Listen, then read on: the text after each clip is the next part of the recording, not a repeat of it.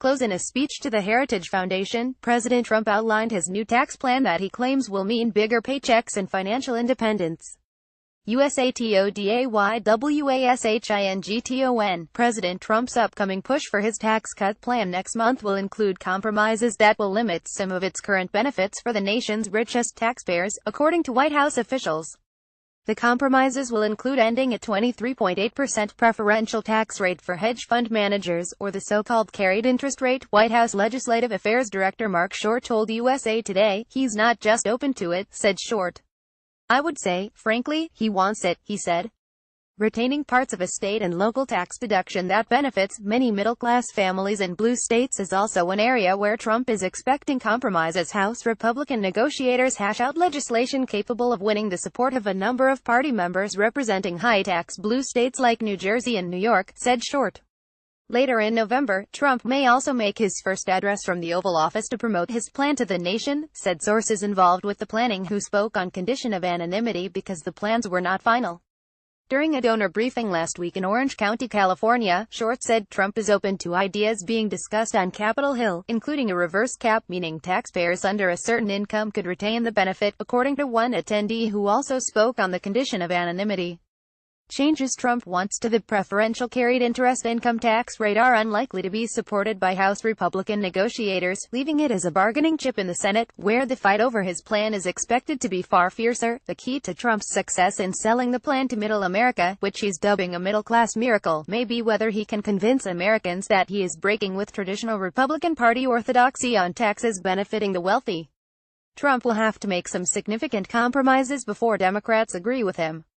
Trump's blueprint collapses individual income tax brackets to 3, cuts the top corporate tax rate dramatically, and creates a new top rate for small businesses that is lower than the top rate for individuals. It also eliminates 2 taxes paid entirely by the rich, while taking away a deduction for state and local taxes that is used most heavily in some of the most wealthy, and Democrat-dominated, states. The plan is drawing criticism for eliminating the estate tax, which benefits the wealthy, while scrapping a state and local tax deduction benefiting many taxpayers living in high-cost states. At the same time, it could balloon the debt by trillions, which Republicans argue would be offset by increased economic growth. During a bipartisan meeting on Wednesday with the Senate Finance Committee, Trump said his plan is something that should get bipartisan support. "This is a once-in-a-lifetime opportunity, in my opinion," Trump said, calling it the largest tax cut in U.S. history. He joked with Sen. Ron Wyden of Oregon, the committee's top Democrat, that it should get unanimous support. Wyden did not respond but smiled broadly. White House compromises. The White House appears willing to make some compromises. White House Council of Economic Advisers Chair Kevin Hassett said Trump has given Congress a huge amount of leeway to get a bill that gets broad support, including setting where the new top rate should be, yet it's far from clear that the trade-offs under consideration will be enough for Democrats. The challenges for Trump in ferrying his tax plan through Congress were on display Wednesday. After the bipartisan meeting, only Republicans, Sens. John Cornyn, John Thune, and Pat Toomey, spoke to reporters. Cornyn said the meeting was enormously productive and Toomey said there were areas of bipartisan overlap. Yet no Democrats joined them. They didn't specify those areas and refused to take questions from reporters. According to Democrats who attended, Trump also expressed an openness to compromise, for instance, an employer tax credit for keeping jobs in the U.S. proposed by Sen. Sherrod Brown, Ohio. Yet later, during a call with reporters, Sen. Bob Casey of Pennsylvania, a Democrat up for re-election in a state Trump won last November, said Republicans aren't serious about a plan primarily benefiting the middle class. "They don't seem to be serious despite their rhetoric," said Casey, calling it a strange credulity that corporate rate cuts will benefit the middle class. He also said a Republican budget about to be finalized will lock in a process allowing a tax bill to pass with only Republican votes.